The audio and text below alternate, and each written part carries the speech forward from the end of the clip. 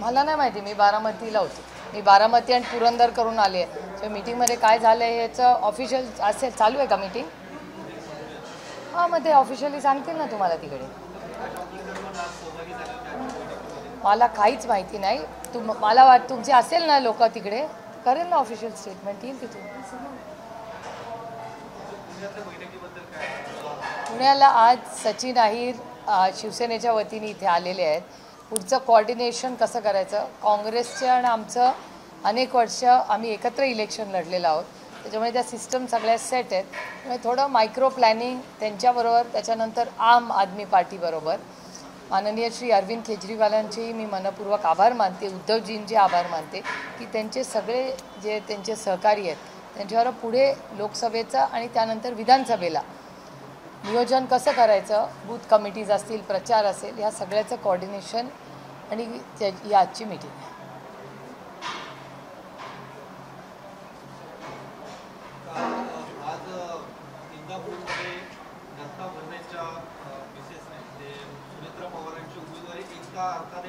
जाहीर केले अशा पद्धतीचे वक्तव्य केलेले आहे.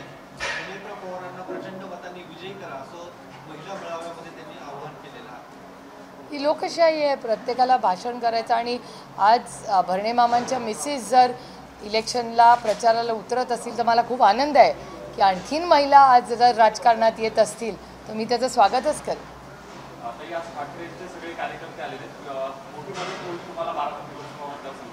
पण ही पहिली बैठक आहे अशा पद्धतीनं. उद्धव ठाकरेंनी विशेष लक्ष घातले बारामती लोकसभा मतदारसंघात तुम्हाला मदत करण्यासाठी असं म्हणता येईल. ही महाविकास आघाडीची काही उद्धवजी काय एकाच सीटसाठी नाही. जसं उद्धवजी आमच्या जेवढ्या सीट्स असतील त्याला उद्धवजींची मदत मार्गदर्शन होईलच, तसं उद्धवजींच्या आणि काँग्रेसच्या सगळ्या सीट्सला आम्ही पूर्ण ताकदीने मध्ये करू. त्याच्यामुळे आघाडीमध्ये अनेक वर्ष आम्ही सगळ्यांनी केलं पाहिजे आणि आम्ही जेव्हा जेव्हा शब्द आघाडीला दिलेला आहे तो आम्ही पाळलेला आहे. त्याच्यामुळे इलेक्शनला पूर्ण ताकदीने आम्ही महाविकास आघाडीचा प्रत्येक कॅन्डिडेट हा आपला कॅन्डिडेट आहे असंच समजून काम करतो. मुंबईमध्ये जी बैठक झाली, प्रकाश आंबेडकर बैठकीतून बाहेर पडले आणि नाराज दिसत होते. मला असं वाटतं माननीय जयंत पाटील, संजय राऊत साहेब आणि थोरात साहेब तिथे असतील. मला वाटतं त्यांना विचारलं तर जास्तीच संयुक्तिक राहील, कारण का मी बारामती आणि पुरंदर करून इथे आलेले.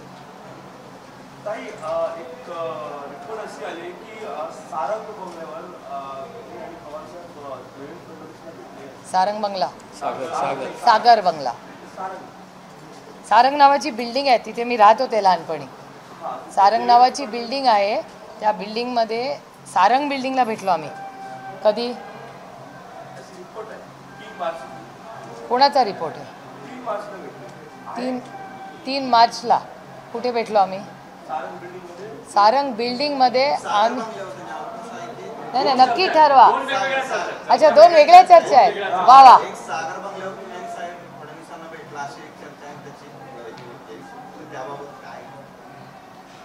म्हणजे मी हसू का काय असं मला वाटायला लागले की प्रेस रिपोर्टिंग हे फिक्शनमध्ये, म्हणजे फिक्शन आणि नॉन फिक्शन, हे मी लहानपणापासून मला पुस्तकांची खूप आवड आहे, त्याच्यामुळे एक फिक्शन असतं आणि एक नॉन फिक्शन असतं. आता रिपोर्टिंगमध्ये पण असं व्हायला लागलं आहे, हे मला पहिल्यांदाच कळलं आहे. म्हणजे जर्नलिझमचा एक नवीन भाग हा सुरू झालेला आहे का असं मला वाटायला लागलं आहे. हास्यास्पद आहे. आणि thank God for social media. एक मिनिट ते येऊ देतात.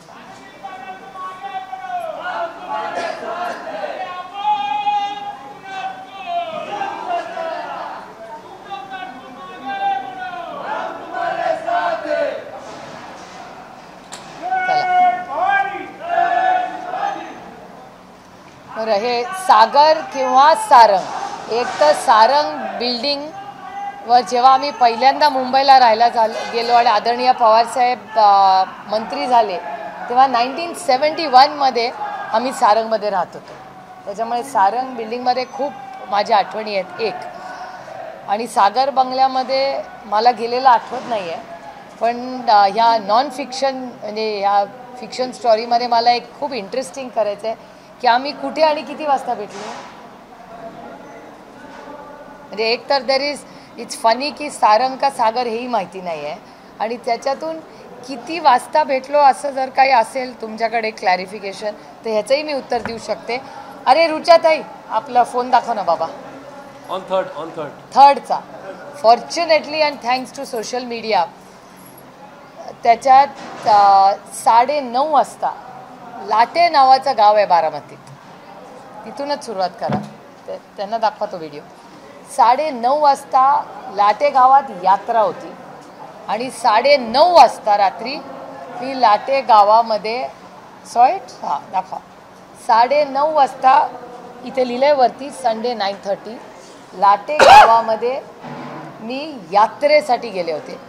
त्याच्यानंतर मी गाडीत बसले, निघाले. माझा चष्मा मंदिरात राहिला होता म्हणून गाडी थांबवली, माणूस गेला, चष्मा आणला, परत आला आणि 9:15 वाजता मी लाटे गावात, बारामती तालुक्यात हे गाव आहे.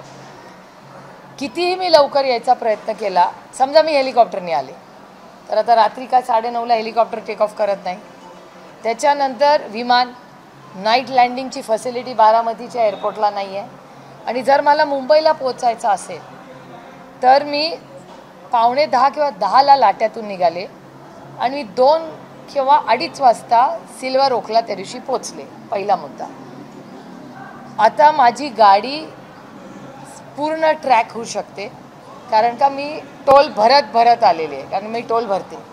त्याच्यामुळे टोल भरत माझ्या गाडीवरती स्टिकर आहे, त्याच्यामुळे कॅमेरे काढले तर सगळे स्टिकर्सवर माझं स्पॉट लोकेशन दिसेल. एक, माझ्या मोबाईलचा CTR काढू शकता तुम्ही, तो माझी मूव्हमेंट दाखवेल. 2, 3 हे दोन्ही तंत्रज्ञानावर नसेल तर 9:30ला जी व्यक्ती लाट्यामध्ये दिसते ती गाडी 9:15 ते 10मध्ये जर निघाली तर कितीही जोरात गाडी चालवली तरी 11, 12, 1, 2, 2:30 मिनिमम सिल्वर ओकलाही कॅमेरे आहेत. त्याच्यामुळे 2:30 वाजता पोचल्यानंतर काही गाठीभेटी झाल्या असतील असा तुमचा आरोप असेल तर त्याच्या पुढचं पण मी क्लॅरिफिकेशन देऊ शकते. कारण का माझ्या घरातही म्हणजे आमच्या कंपाऊंडमध्ये सगळीकडेच कॅमेरे आहेत. आमच्या घरावर मध्ये दगडफेक झाली तेव्हापासून महाराष्ट्र सरकारने सिक्युरिटी पण वाढवली आणि कॅमेरेही वाढवले. त्याच्यामुळे I am actually not even surprise, I am not even amused. कारण का जर्नलिस्टकडे मी खूप सिरियसली बघते. मी वर्तमानपत्रातून जनरल नॉलेज आणि भाषा सुधारते म्हणून मी लहान असल्यापासून वर्तमानपत्र वाचते, चॅनल्स बघतो कारण का लगेच बातम्या कळतात. आता असा एक घटक झालेला आहे का की जो अशा ज्या घटना झालेल्याच नाहीत, अच्छा झाल्या म्हणून जर छापत असेल आणि त्याचं उत्तर मला द्यायला लागत असेल तर हाऊ सॅड इज दॅट. आणि ते काही रेलेव्हन्स पण नाही आहे त्याला. आता ह्याचं उत्तर मी नाही, ज्यांनी बातमी लावली आहे त्यांना तुम्ही विचारायला लागेल. I don't know. I mean it's illogical. आणि थँक गॉड मी एवढं पारदर्शक आयुष्य जगते, थँक गॉड फॉर दॅट. म्हणजे माझ्यावर टीकाही होते की मी ओव्हर ॲक्सेसेबल आहे, ओव्हर अवेलेबल आहे, ओव्हर सोशल मीडियावर असते. But today it has paid me the best. Just think logically. आणि लाट्यातून मी लाईव्ह केलं का नाही हेच मला आठवत नाही. लाईव्ह केलं असेल तर ते पण नाही, तो व्हिडिओ रेकॉर्डिंग असेल. मला लाईव्ह आहे असं मला वाटत नाही. तरी चेक.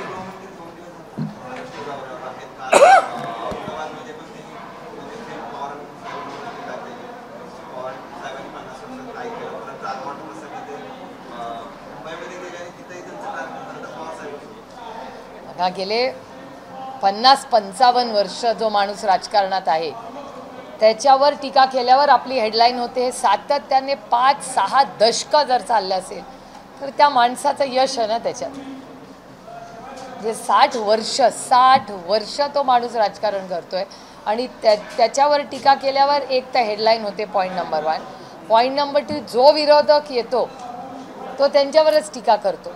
तर त्यांचं किती महत्त्व आहे हे बघा, एक पहिला मुद्दा. आणि दुसरं की लोकशाही आहे हो. लोकशाहीमध्ये बोलले विरोधक पण दिलदार असला पाहिजे, त्याच्यात गैर काय.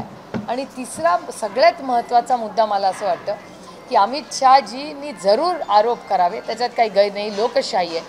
पण माननीय अमित शहाजींनी 3-4 गोष्टीवर जर बोलले असते तर मला जास्त आनंद झाला असता. कारण का या देशाचे गृहमंत्री आहेत. त्याच्यामुळे एक नागरिक म्हणून, एक महिला म्हणून आणि एक खासदार म्हणून माझी एवढीच माफक अपेक्षा होती की माननीय अमित शहाजींनी 3-4 गोष्टी म्हणजे विधान भवनमध्ये झालेली मारामारी सत्तेत असलेल्या त्यांच्या सरकारच्याच मंत्र्यांची, त्याच्यानंतर गोळीबार जो होम मिनिस्ट्रीमध्ये एका पोलीस स्टेशनमध्ये झाला आहे, त्यानंतर रस्त्यावर होणाऱ्या मारामाऱ्या, कोयता गँग, ड्रग्जमध्ये असलेली परिस्थिती, याच्यावरही थोडं ते बोलले असते तर आम्हाला जास्त आधार आणि आनंद झाला असता. एकीकडे महाविकास आघाडीच्या जागा वाटपाच्या बैठका सुरू आहेत, दुसरीकडे महायुतीच्या पण बैठका सुरू आहेत. ही माहिती येते की आता अजित पवार गटाला सिंगल डिजिट जागा मिळणार अशा पद्धतीची चर्चा, मग त्या 4 किंवा 6 जागा मिळतील अशा पद्धतीची माहिती. ती त्यांच्या आघाडीचा वैयक्तिक प्रश्न आहे. मला असं वाटतं की प्रत्येक आघाडीला आपापले निर्णय घ्यायचा अधिकार आहे, त्याच्यामुळे दुसरे के घर में क्यों झाकना है हमको. अमित शहा सातत्याने त्यांच्या सभांमधून जी टीका करत आहेत की पवार साहेबांना तुम्हाला मुख्यमंत्री करायचं आहे, त्यामुळे अशा पद्धतीचं ते मी अमित शहाजींचे जाहीर आभार मानते की आम्हाला भ्रष्टाचारातून मुक्त केल्याबद्दल अमित शहाजींचे मी प्रांजळपणे आभार मानते. कारण का जेव्हा जेव्हा माननीय अमित शहाजी महाराष्ट्रात यायचे तेव्हा naturally corrupt party, NCP is a naturally corrupt party, घोटाळेबाज, भ्रष्टाचारी अशाबद्दल आमच्याबद्दल बोलायचे. त्याच्यामुळे मी माननीय अमित शहाजींचे मनपूर्वक आभार मानते की राष्ट्रवादी काँग्रेसला भ्रष्टाचार मुक्तीतून मुक्ती दिली, ह्याच्यातच मला आनंद आहे की ते जी टीका ते करतात. आज भारतीय जनता पक्षाचे सगळे मोठे नेते जेव्हा दिल्लीवरनं येतात ते राष्ट्रवादी काँग्रेसला भ्रष्टाचारी म्हणत नाहीत, त्याच्यातच मला आनंद आहे. त्याच्यामुळे नंतर त्यांना काय बोलायचं, अरे लोकशाहीमध्ये विरोधक पण दिलदार असला पाहिजे. आणि टीका करून करून काय करताय की ते फॅमिलीचा इश्यू. कुठला पक्ष आहे जिथे फॅमिली लढत नाही आहे? भारतीय जनता पक्षात असं आहे का की फॅमिली नाही आहे? त्यांच्या मित्र पक्ष असे आहेत का जिथे फॅमिलीला लढत नाही आहे? कुठला पक्ष असा आहे म्हणजे त्यांचाही पक्षामध्ये घराणेशाही आहे, त्यांच्या मित्र पक्षामध्ये पण घराणेशाही आहे. त्याच्यामुळे सिलेक्टिव्ह टीका कशी हो, म्हणजे आपलं ते बाबड्या आणि दुसऱ्याचं ते कार्ट असं होत नाही. काल त्यांनी एक नाराजी सुरुवातीला 400+ जागा घ्यायच्या किंवा महाराष्ट्रात जागा जिंकायच्या. हो, आम्ही 6 महिने ऐकतोय, दिल्लीत पार्लमेंटमध्ये पण म्हणतो, रोजच बोलतात ते, त्याच्यात काय. पहिला मराठी तो पुरा होणे दो. कालच्या बैठकीमध्ये असं ठरलंय रात्रीच्या, काल रात्री अमित शहा आणि मुख्यमंत्र्यांच्या बैठकीमध्ये जागा वाटपावरून जी चर्चा झाली, त्यात अशी चर्चा समोर येते की जवळपास 32 ते 35 जागा भाजप एकटं लढेल आणि उरलेल्या 13 जागा ज्या आहेत त्या 13 जागा शिंदे गटाला आणि अजित पवार गट राष्ट्रवादी यांना मिळतील. त्यातल्या 4च कदाचित अजित पवार यांना मिळतील असं चित्र एकूण. तर आधी घरोबा करून नंतर धोका देण्याचा हा सगळा प्रकार आहे असं मला वाटतं का? ज्या पद्धतीने सोबत आलेल्या पक्षांना त्यांचे आहे ते स्टँडिंग खासदार सुरुवातीला जेव्हा सीट शेअरिंग ठरलं किंवा अलायन्स जेव्हा ठरलं तेव्हा जिथे निवडून आलेली उमेदवार तिथं त्या जागा त्या पक्षाला जातील असं सांगितलं गेलं. आता परिस्थिती कशी दिसत? मला असं वाटतं त्यांची जे काय ऑफिशियल आपल्याला नक्की माहिती नाही आहे, त्यांचे काय कसे काय नंबर्स आणि त्यांच्या आघाडीमध्ये काय निर्णय कोणी घेतला आहे, कोणी काय निगोशिएट केलं आहे, आम्हाला कसं माहिती असेल? आमच्याबद्दल आम्ही तुम्हाला पारदर्शकपणे सांगू शकतो आमचं काय ठरलं होतं. त्यांच्या घरात त्यांच्या आघाडीमध्ये काय ठरलं आहे हे आम्हाला काही फार ह्याची मला तरी माहिती नाही. काही काल तुम्ही पार्टीत आणि परिवारात स्प्लिट नाही असं म्हणाला. एकीकडे पक्षफुटी सगळी घटना सगळ्यांनी पाहिली, चिन्ह वेगळं, सातत्यानं संभ्रम निर्माण होतो तुमच्या संभ्रम होत नाही कार्यकर्त्यांमध्ये. काय कसं कार्यकर्ते, अहो भूमिकेचा विषय नाही, पक्ष फुटलाच नाही आहे. हा पक्ष आदरणीय पवार साहेबांचाच आहे, तो दुसऱ्यांनी नेलेला आहे, कोर्टात केस आजही चालू आहे. हा पक्ष आदरणीय पवार साहेबांचाच आहे आणि तो त्यांनी स्थापन केला आणि तेच त्याचे अध्यक्ष आहेत. कोणीतरी बघा, आता तुमचं घर आहे, तुमच्या घरावर येऊन मी पाटी लावली म्हणून ते घर माझं होतं का? नाही. आमची कोर्टात केस चाललेली आहे. पक्ष हा आदरणीय पवार साहेबांचाच आहे. जेव्हा तुम्ही केस बघाल, केसमध्ये पहिला कायदा या देशातला काय आहे, 3 टेस्ट असतात. त्यातल्या पहिल्या 2 टेस्ट ह्यांनी नाकारल्या आहेत आणि तिसऱ्या टेस्टवर पहिला प्रश्न सोडल्यावरच दुसरा आणि तिसरा सोडवतो ना. यांनी पहिले 2 सोडूनच दिलेत प्रश्न, डायरेक्ट तिसऱ्यावर घेतला. हा कुठला न्याय? त्यामुळे आजपर्यंत ह्या देशामध्ये ज्या माणसांनी स्वतः पक्ष स्थापन केला, तो त्या पक्षाचा अध्यक्ष आहे. त्याची जी पक्षाची मेजॉरिटी आहे त्या संविधानाप्रमाणे, त्या पक्षाच्या संविधानाप्रमाणे ती त्या माणसाकडे असताना अतिशय चुकीच्या पद्धतीने आदरणीय पवारसाहेबांवर जो अन्याय झालेला आहे त्याच्या विरोधात आम्ही लढतो. आणि त्याच्यामुळे आजही मी या मतावर ठाम आहे की पक्ष फुटलेला नाही. अतिशय चुकीच्या पद्धतीने तो पक्ष आदरणीय पवारसाहेबांकडून घेतले गेलेला आहे आणि ती लढाई आमची सुप्रीम कोर्टात चालू. फॅमिलीचा विषय कसा, स्वतः असं म्हणतात की माझ्याबरोबर फक्त माझं कुटुंब आहे, बाकीचे सगळे तिकडे गेले. एकतर आमचं 125 लोकांचं कुटुंब आहे, खूप मोठं. माझ्या वडिलांना 7 भाऊ आणि 4 बहिणी, सगळ्यांना मुलं झाली आहेत, त्यांना नातवंड झाली आहेत, त्यांना नातसुना आले. त्याच्यामुळे हे संपूर्ण कुटुंब 125-130 लोकांचं आहे, सगळी चुन्नू मुन्नू आमची धरली तर. त्यामुळे एवढ्या सगळ्या मोठ्या फॅमिलीमध्ये एखाद्या व्यक्तीने एखादं मत मांडलं म्हणून काय पक्ष फुटला, फॅमिली फुटली असं होत नाही. ती एका व्यक्तीचं वैयक्तिक मत आहे, त्याचा आमच्या फॅमिलीची काय संबंध. आमची फॅमिली पूर्णपणे एक आहे आणि ती आयुष्यभर एकच राहील आणि त्यांना प्रायव्हसीचा अधिकार आहे ना. आमच्या घरात आम्ही 3-4 लोक राजकारणात आहोत, बाकीच्या फॅमिलीचा काय संबंध. They have a right to privacy. अहो माझी आई 60 वर्ष एवढ्या हाय प्रोफाईल माणसाबरोबर जगते. किती लोकांना माझी आई माहिती आहे. माझ्या आईनी अतिशय स्वतःची एक आयडेंटिटी आणि स्वतःची प्रायव्हसी ही जपलेली आहे. तिला साधा फोटो काढलेला आवडत नाही. माझे वडील जेव्हा चालतात माझी आई त्यांच्यावर फार कमी वेळा चालते कारण का तिला फोटो काढलेला आवडत नाही. She has a right to her privacy. आणि जो 60 वर्ष त्या माझ्या आईनी पाळलेला आहे कारण का तिला तिची एक स्वतःची आयडेंटिटी आहे. तिला फक्त शरद पवारांची बायको म्हणून जगायचं नाही आहे, ती प्रतिभा पवार आहे and she has every right. आणि तिची एक स्वतःची एवढ्या मोठ्या हाय प्रोफाईल माणसाच्या बरोबर राहून स्वतःची एक वैयक्तिक आयडेंटिटी ठेवणं ही बहुत बडी बात आहे. फार कमी लोकांना जमतं. आणि तिला हाय प्रोफाईल लाईफमध्ये इंटरेस्टच नाही आहे, तिला राजकारण आवडत नाही, कशाला तिने पडावं. So she has a right. तसंच आमच्या घरातले असंख्य प्रोफेशनल लोक आहेत जे स्वतःच्या कर्तृत्वावर मोठे झालेत. प्रताप पवारांनी स्वतःचं जग उभं केलं, माधवराव पवारांनी स्वतःचं जग उभं केलं, दिनकरराव पवारांनी स्वतःचं जग उभं केलं, श्रीनिवास पवारांनी स्वतःचं जग उभं केलं. माझे बाकीचे भाऊ. So they have a right to privacy. त्याच्यामुळे एक व्यक्ती एवढ्या मोठ्या फॅमिलीतून जर वेगळं बोलतं म्हणून काही फॅमिली तुटत नाही. आणि ही नाती असतात ना, ही नातं तोडणं सगळ्यात सोपं असतं. नातं जोडून ठेवणं आणि निभाने में ज्यादा ताकद लागते.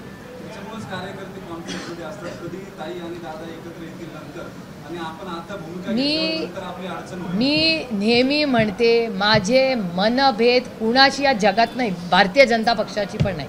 माझे राजकीय मतभेद आहेत आणि जेव्हा मी शब्द देते तेव्हा त्या माणसाची मी ठामपणे उभी राहते. ठामपणे. जेव्हा भुजबळ साहेब जेलमध्ये गेले तेव्हा राष्ट्रवादी काँग्रेस पक्षातून एकच व्यक्ती जेलमध्ये त्यांना जाऊन भेटलं, त्याचं नाव सुप्रिया सुळे. राऊत साहेबांना जाऊन भेटले. कन्नीमोळी तिहार जेलमध्ये होती तेव्हा पण मी तिच्यावर उभी राहिली. त्याच्यामुळे मग जेल असू दे किंवा कुठलं कोर्ट असू दे, मग भुजबळ साहेब असतील, राऊत साहेब असतील, आमचे नवाबभाई असतील, देशमुख फॅमिली असेल, किती फॅमिलीची तुम्हाला उदाहरणं देऊ की जेव्हा जेव्हा कुठलीही फॅमिली अडचणीत आलेली आहे तेव्हा मी ओपनली त्यांच्यावर उभी राहिली. त्याच्यामुळे जेलमध्ये त्यांना भेटायला जायला, कोर्टात जायला मला नाही काही कमीपणा त्याच्यात वाटत. अरे अडचणीच्या काळात लोकांबरोबर उभे राहणार तर केव्हा उभे राहणार तुम्ही. ही बेसिक माणुसकी आहे. These are basic values of life. त्याच्यामुळे जे लोक ह्याच्यात काय एकत्र आणि विकासाचा प्रश्न नाही. संघर्षाच्या काळात लोकांबरोबर उभंच राहिलं पाहिजे. सत्तेत कोणी उभं राहतं, संघर्षात उभा राहणारा माणूस जास्त घट्ट नाही का. त्याच्यामुळे जे कार्यकर्ते आमच्याबरोबर आत्ता या काळात उभे राहिलेत त्यांचा मान सन्मान हा आयुष्यभर मी स्वतः करीन आणि का नाही करणार. आणि जे जरी वेगळ्या विचारात आज काम करत असतील त्याचा मी अपमान कधी करत नाही कारण का 3 इलेक्शनला त्यांनी माझ्यासाठी मदत केली याची जाणीव मला आहे. हे माझ्यावर झालेले, माझ्या आईने केलेले संस्कार आहेत की आपल्या आयुष्यात एवढं जरी कोणीतरी आपल्यासाठी केलं असेल ना तर सुप्रिया कधीही हे विसरू नकोस. तुझी मर्यादा ठेवून वाग. मर्यादा पुरुषोत्तम रामांचं नाव आम्ही घेतो ते फक्त जय श्रीराम म्हणत नाही. मर्यादा पुरुषोत्तम राम जे माझ्या आईनी शिकवलं आणि पार्लमेंटमध्ये मर्यादा कशी ठेवायची हे आदरणीय पवारसाहेब आणि सुषमा स्वराज आणि अरुण जेटलींनी मला शिकवलं. की नेहमी मर्यादेत भाषण करायचं, मर्यादेत टीका करायची, हे संस्कार आमच्यावर पार्लमेंटमध्ये जसे काँग्रेस पक्षाने केले तसे भारतीय जनता पक्ष ओरिजिनल याच्या सगळ्या नेत्यांनी केले. प्रकाश जावडेकरांनी, प्रकाशजी किती वेळा उत्तम टीका करतात पण कधी मर्यादा सोडून केलेली. सुषमा स्वराज किती आम्ही त्यांच्याकडून शिकलो, सुषमाजींकडून. अरुण जेटलीजी, प्रणब मुखर्जीजी, किती मोठ्या नेत्यांची नावं तुम्हाला सांगू. मनमोहन सिंगजी, अप्रतिम भाषणं हे सगळे. कैलासवासी यशवंतराव चव्हाण, मधु दंडवते साहेब, आजही मधु दंडवतेंचे आम्ही पुस्तकं वाचून भाषणं करतो पार्लमेंटमध्ये. त्याच्यामुळे ह्याला मर्यादा म्हणतात. त्याच्यामुळे मर्यादेत राहूनच आपण काम केलं पाहिजे. हे झालेले माझ्यावरचे संस्कार आहेत. त्याच्यामुळे कार्यकर्त्यांमध्ये संभ्रमाचा विषय येतच नाही. आणि 60 वर्षात आदरणीय पवारसाहेबांवर इतक्या लोकांनी टीका केली. पवारसाहेबांनी कधी कुणाला उलट उत्तर दिलं आहे का, कधी टीकेला उत्तर दिलं आहे? ते काम करत राहिले. त्याच्यामुळे आपल्या नेत्याकडून काहीतरी आपण शिकलं पाहिजे. काल अजित पवारांनी झी मराठीला एक मुलाखत दिली आहे. त्याच्यामध्ये त्यांनी असं म्हटलं की आता भाजप हा पक्ष मोठा आहे, सत्ता आहे म्हणून त्यांच्यासोबत जातोय.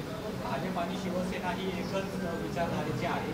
आपण शिवसेनेसोबत गेलो तेव्हा विरोध नाही केला, पण आता भाजपसोबत गेलो तेव्हा विरोध करताय. तुम्ही अजूनही आम्हाला आशीर्वाद द्यावा असं शरद पवार. हे वक्तव्य मी ऐकलेलं नाही. त्याच्यामुळे मी मी ऐकलेलं नाही आणि आजही मी कुठे पाहिलेलं नाही. झी मराठीला जी चित्र गौरव यापूर्वी बोलले का बारामतीतल्या भाषणातही बोलले त्यांनी आता असं मी ऐकलेलं नाही. त्याच्यामुळे मी ऐकल्याशिवाय बोलणार नाही. ज्यावेळेस ऐकीन व्हिडिओ तुम्हाला 100% त्याचं उत्तर देईन. तुम्हाला माहिती आहे मी रोजच तुम्हाला भेटते. त्यामुळे आज चेक करून उद्या नक्की सांगेन.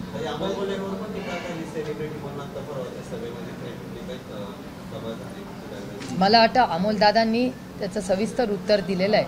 पण या बाबतीत मी फ्रटर्निटी म्हणून डिफेंड करेन. म्हणजे हेमाजी किंवा आमचे UP-मधले 2 नेते, एक तर दिल्लीचे मनोज तिवारी असतील किंवा आपले 2 नाही का खासदार UP-चे भारतीय जनता पक्ष आहेत. नाही, मनोज तिवारी दिल्लीचे आहेत. UP-मध्ये 2 आहेत भोजपुरी ॲक्टर आहेत बघा. एक तो निरव्वा एक आहे आणि दुसरे आपले मराठी नाही का, मराठी पण आहेत आणि हिंदी पण करतात ते, रवी किशन, निरव्वा, मनोज तिवारी, हेमाजी,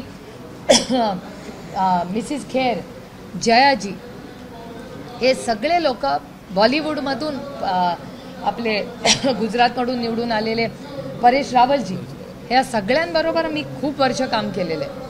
ते एका वेगळ्या विश्वातून राजकारणात आले. पण मी तुम्हाला सांगते, ह्या सगळ्यांना मी, जरी ते भारतीय जनता पक्षात असले तर एक फ्रटर्निटी, एक खासदारकी म्हणून मी सगळ्यांना डिफेंड करीन. याचं कारण असं, आता अमोलदादाचं तुम्ही म्हणाल की तुम्ही एका पक्षात आहात म्हणून डिफेंड करताय.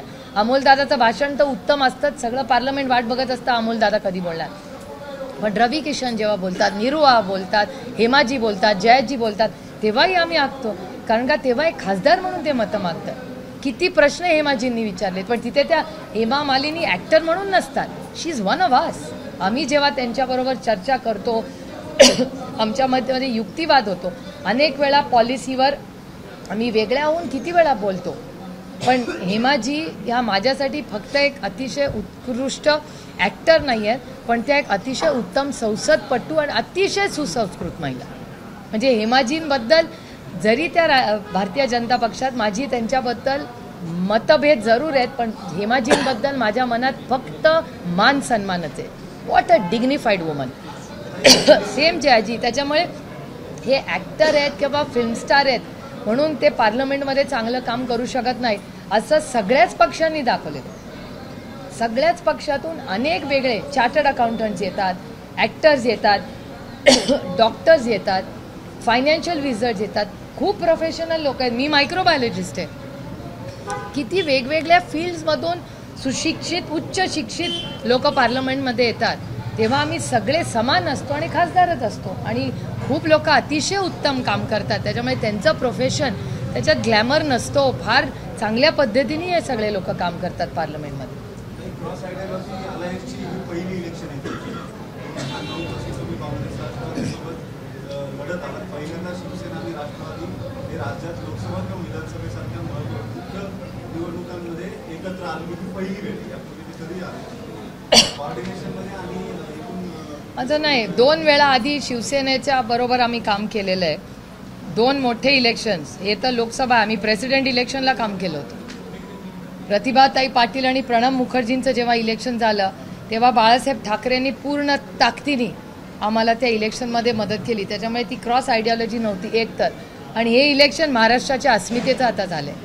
कारण महाराष्ट्र आणि अनेक राज्यांमध्ये आज ज्या पद्धतीने स्थानिक नेते, स्थानिक पक्ष आणि हे ईस्ट इंडिया कंपनीसारखं केंद्र सरकार हे सगळ्या राजकीय पक्षांना उद्ध्वस्त करत आहे. मग यंत्रणा वापरा, पक्ष फोडा, घरं फोडा, ही त्यांची जी पॉलिसी आहे त्याच्या विरोधात आहे. आणि महाराष्ट्राच्या विरोधात केंद्र सरकार सातत्याने, हा माझा केंद्र सरकारवर आरोप आहे आणि तो नुसता खोल आरोप नाही, it is a data based evidence. Investment सगळ्या ज्या महाराष्ट्रात येतात त्या दुसऱ्या राज्यात का जातात? मला दुसऱ्या राज्यात गेल्याचं दुःख नाही, पण जर ऑन मेरिटमध्ये आम्हाला मिळाले असतील तर त्या दुसऱ्या राज्यात का जातात? महत्त्वाची ऑफिसेस जी महाराष्ट्रात होती ती दुसऱ्या राज्यात का जातात? बेरोजगारी, महागाईवर जेव्हा चर्चा होते तेव्हा महाराष्ट्राला न्याय का मिळत नाही? सोशल जस्टिस डिपार्टमेंट, सामाजिक न्यायाचे अनेक करोडो रुपये जे महाराष्ट्राला मिळाले पाहिजेत ते मिळालेले नाही आहेत. मग गरीब, शोषित, वंचित, पीडितला अधिकार नाही आहे महाराष्ट्रातल्या? का नाही महाराष्ट्राला हे निधी मिळत? सगळ्यात जास्त शेतकऱ्यांचे ज्या आत्महत्या होत आहेत त्या महाराष्ट्रात होत आहेत. मग का नाही सरसकट कर्जमाफी महाराष्ट्राच्या शेतकऱ्यांना देत? माझी मागणी आहे महाराष्ट्र केंद्र सरकारला की सरसकट कर्जमाफी आणि विजेचं बिल हे माफ करायला पाहिजे शेतकऱ्याला. कारण का महाराष्ट्राचा शेतकरी इज इन क्रायसिस. हे माहिती नाही, हा डेटा माझा नाही आहे, केंद्र सरकारचा डेटा आहे. क्राईम वाढला या राज्यामध्ये. का नाही होम मिनिस्ट्री या राज्याच्या होम मिनिस्टरला सांगत की काहीतरी करा? विधान भवनमध्ये मारामाऱ्या होत्या, एक स्टेटमेंट येऊ नये केंद्र सरकारचं किंवा महाराष्ट्र सरकारला काही जाब विचारला नाही केंद्र सरकारने? अरे कोऑपरेटिव्ह फेडरलिझममध्ये ते मोठे भाऊ आहेत ना, मग धाकट्या भावाला विचारायला नको त्यांनी काय चाललंय? खूप गंभीर प्रश्न आहेत महाराष्ट्राचे.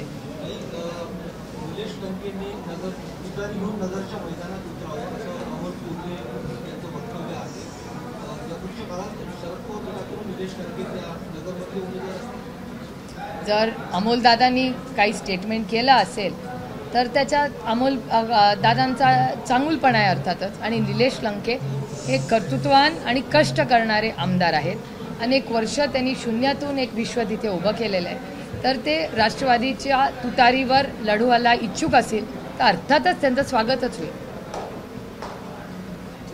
Okay, thank you.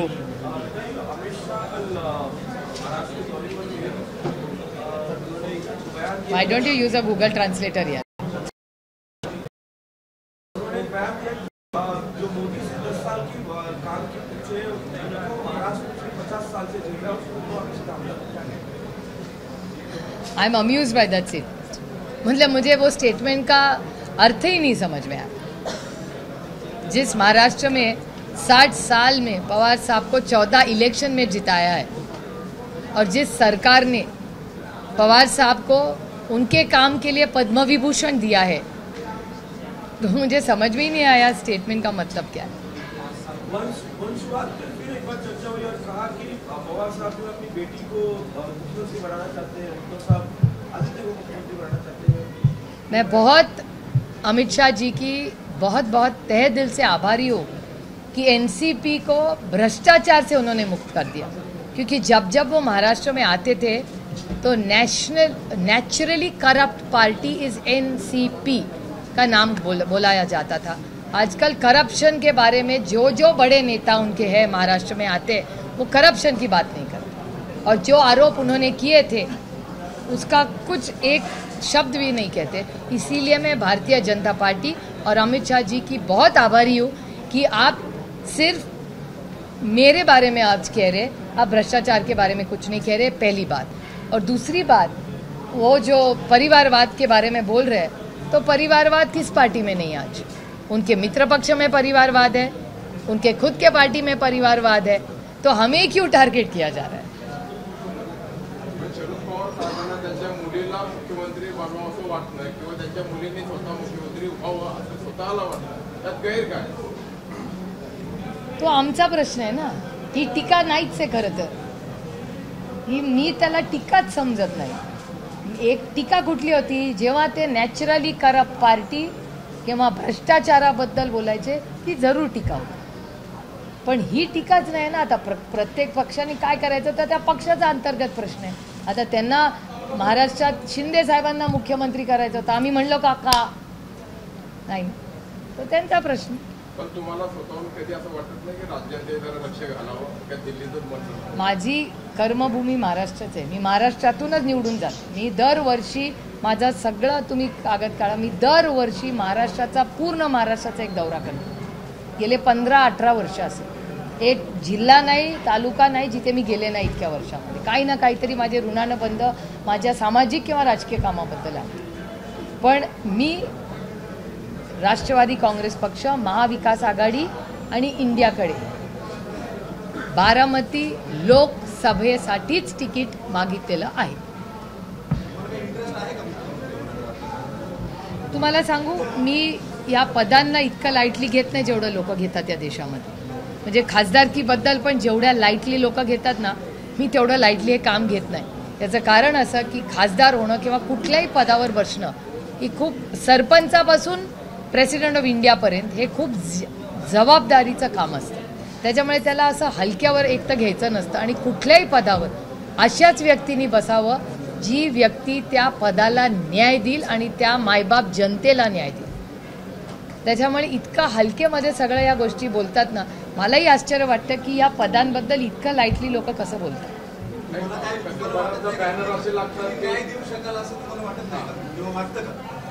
न्याय द्यायचा प्रश्नच नाही आहे. माझं सिव्हिक्स खूप स्ट्रॉंग आहे. आणि मी जेव्हा लोकसभेसाठी तिकीट मागते तेव्हा मला देशात काम करायचं आहे, हाच त्याचा अर्थ होतो.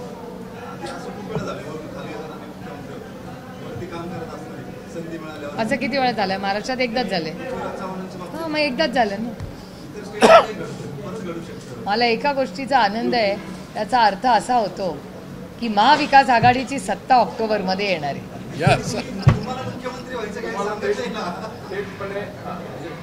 साहेबही कधी तिकडे गेले कधी इकडे आले, तर त्यामुळे साहेब तिथे गेले आणि इकडे आले म्हणजे हां 93 मध्ये. पण त्याच्या आधी ते 3 वेळा मुख्यमंत्री राहिले होते देशात. साहेब 4 वेळा या राज्याचे मुख्यमंत्री झाले. 3 वेळा गेले, क्रायसिस झालं म्हणून परत आले. पण तेव्हा हे बघा, अनेक वेळा लोक महिला खासदार मुख्यमंत्री व्हावा काय असे प्रश्न नेहमी विचारतात. त्याचं माझं स्वतःचं मत हे एक आहे की कुठल्याही पदाला जेंडरमध्ये ट्रॅप करू नका. मी महिला खासदार नाही आहे, मी खासदार आहे. त्याच्यामुळे कुठल्याही पदावर, म्हणजे आता ममता दिदी आज आहेत मुख्यमंत्री, किंवा मायावती जी अनेक वेळा मुख्यमंत्री राहिल्या आहेत, राजस्थानमध्ये महिला मुख्यमंत्री राहिल्या आहेत, त्या जेंडरमुळे नाही झालेल्या, त्या सगळ्या स्वतःच्या कर्तृत्वावर. आणि त्या महिला म्हणून महिलांच्याच प्रश्नांकडे बघतात तर नाही, पुरुषांचेही प्रश्न अतिशय सक्षमपणे त्या पदाला त्या न्याय देतात. त्यामुळे महाराष्ट्राच्या मुख्यमंत्री पदावर किंवा कुठल्याही पदावर, सरपंचापासून प्रेसिडेंटपर्यंत, राष्ट्रपतींपर्यंत अशाच व्यक्तींनी त्या पदावर बसावं जो त्या पदाला न्याय देऊ शकेल एक, आणि त्याची संघटना आणि जनता ठरवेल त्या व्यक्ती कोण असेल. उद्याच्याला महाविकास आघाडीने जर असं म्हटलं की सुप्रिया सुळे ह्या आमच्या मुख्यमंत्री पदाच्या चेहरा, तर तुम्ही त्याला स्वीकारणार का? कारण एरवी बॅनर आपण पाहतो की जनतेच्या मनातील मुख्यमंत्री, प्रत्यक्ष मुख्यमंत्री होण्यामध्ये वेळ. असं माझं कधी बॅनर लागलेलं नाही आहे. तुमचा नाही. आता हा प्रश्न असा आहे की आत्ता बाहेर ऊन पडलंय, 2 तासांनी पाऊस पडेल का, मग आपण छत्री उघडणार का? इट्स टू वेग. आणि मला असं वाटतं की राज्यामध्ये आज माननीय अमित शहानी जे हे आई वडिलांच्या नात्याबद्दल एवढा उदो केला, त्याच्याऐवजी ते बेरोजगारी, दुधाला भाव, कांद्याला का भाव मिळत नाही, एक्सपोर्ट का करत नाही आहेत, हे प्रश्न, लॉ अँड ऑर्डर, विधानभवनमधली मारामारी, कुठं ते उल्हासनगरमध्ये गोळीबारी, हे माझ्यासाठी बेरोजगारीचा, त्या मेळाव्यात बारामतीला नक्की किती नोकऱ्या मिळाल्या, एवढी महागाई झालेली आहे, ह्या विषयावर जर आम्हाला सगळ्यांना मार्गदर्शन केलं असतं तर मला वाटतं राज्याचे आणि देशाचे गृहमंत्र्यांनी लॉ अँड ऑर्डरवर एक 10 मिनिटं आम्हाला लेक्चर दिलं असतं तर आम्हाला त्याचा नागरिक म्हणून आम्हाला खूप उपयोग झाला. एबीपी माझा, उघडा डोळे बघा नीट.